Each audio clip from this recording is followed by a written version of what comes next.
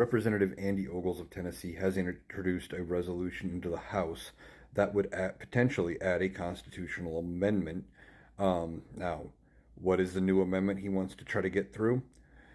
He wants to change the 22nd Amendment. 22nd Amendment states no person shall be elected to the presidency more than twice unless that person assumed the presidency to fill somebody else's term, and then they are limited at 10 years. Basically says if the vice president has to become president, they could potentially serve out just under 2 years of that president's term and then get two of their own. Now, what does Andy Ogles want to change it to?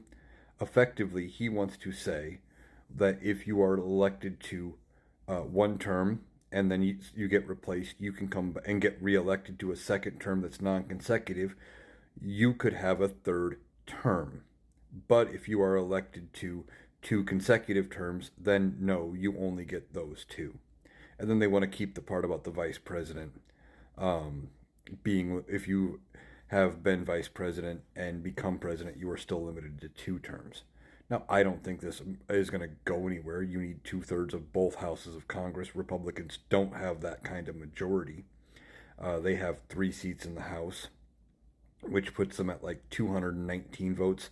I think they need 290 to pass an amendment, and they would need 67 senators. There are 53 Republicans, and I don't see any Democrats supporting this measure because effectively the only person it would apply to is Donald Trump.